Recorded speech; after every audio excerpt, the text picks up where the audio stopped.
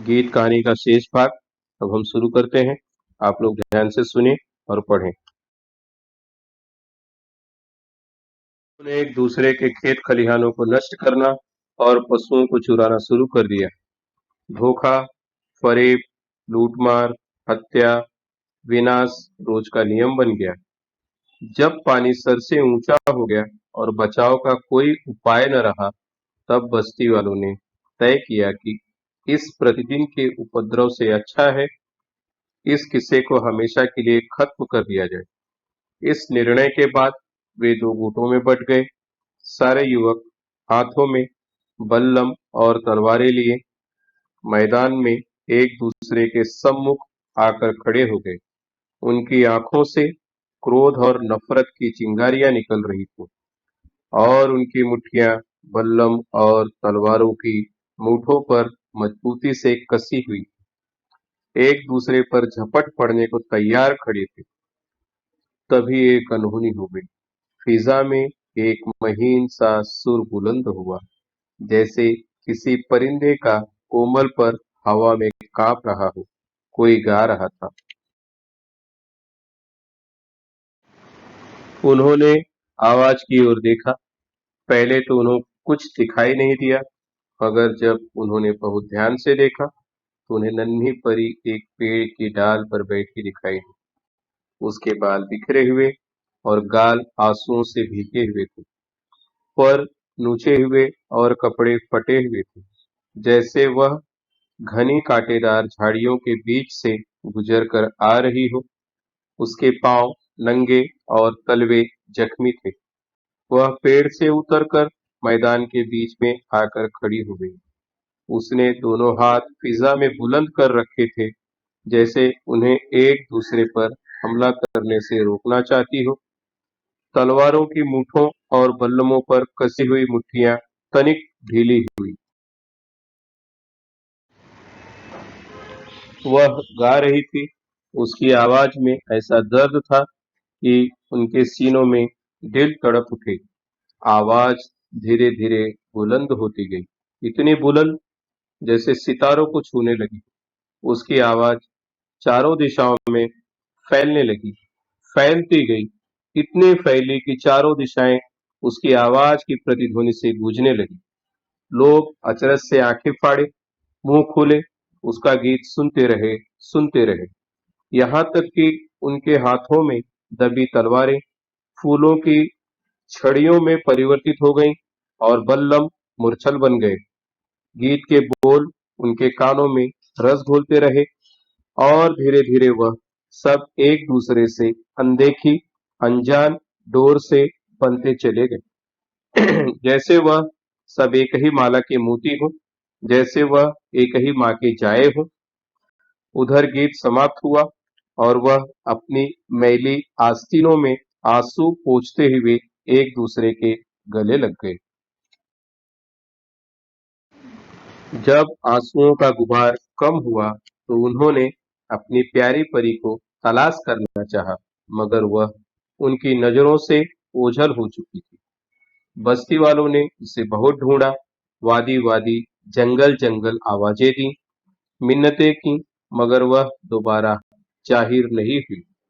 तब बस्ती वालों ने उसकी याद में एक मूर्ति बनाई, उसे बस्ती के बीचों बीच मैदान में स्थापित कर दिया।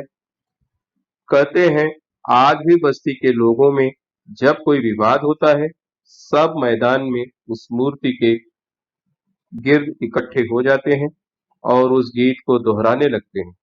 इस तरह बस्ती वाले आज भी उस गीत के कारण शांति और चैन से जिंदगी बिता रहे। जैसे उनके दिन फिरे, खुदा हम सबके भी दिन फेरे। मैंने खा मैंने कहानी खत्म करके अपने बेटे की तरफ देखा। चेहरा बिल्कुल सपाट था। मैंने जम्हाई लेते हुए कहा, चलो अब सो जाओ, कहानी खत्म हो गई।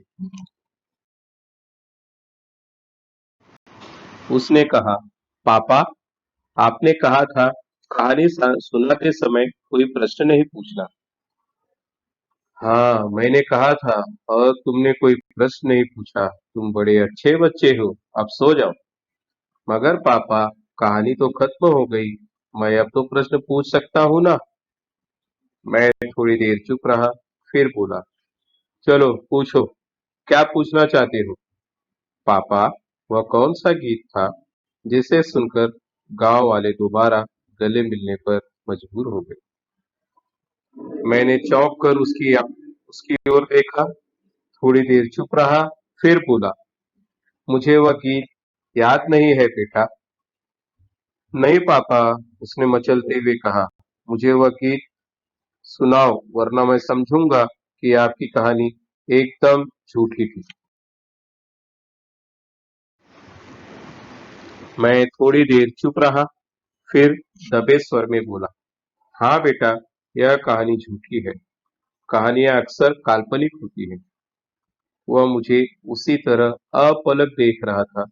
मैंने उसकी आंखों में झांकते हुए कहा, मगर तुम इस झूठी कहानी को सच्ची बना सकते हो। वह कैसे? उसने हैरानी से पूछा।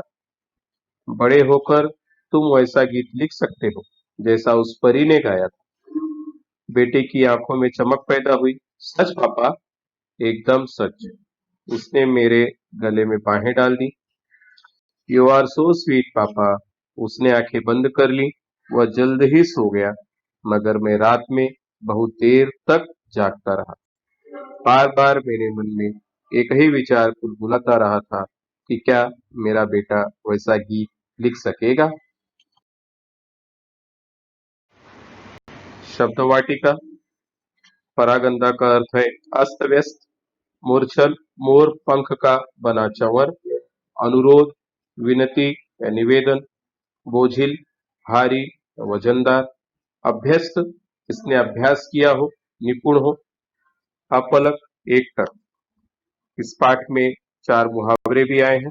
दिल तड़पना अर्थात बेचैन होना, आंखें फाड़ कर देखना, आश्चर्य से देखना, नजरों से ओझल होना, गायब होना, गले लगाना, प्यार से मिलना।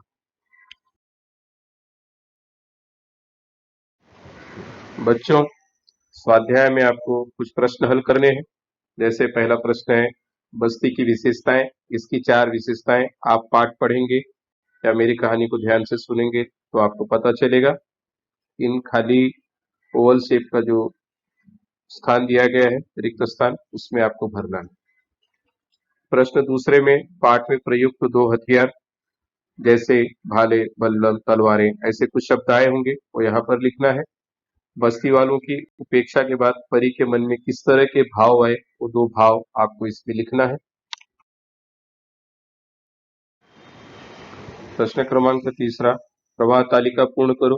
परी ऐसी थी। यहाँ पर परी की विशेषताएं लिखनी है, परी किस तरह की थी। उसके बाद प्रश्न नंबर चौथा, कारण लिखो। बस्ती के आसपास की जमीन उपजाऊ थी, उसका क्या कारण था? इस तरह से चार प्रश्न दिए गए हैं, इसके चारों के कारण लिखना है आपको। फिर उचित जोड़ियां मिलाओ। शक्तिवान जो भी होगा उसका उत्तर इस खाली बक्से में लिखना है, बॉक्स में लिखना है। उसके ऑप्शंस यहाँ पर दिए गए हैं।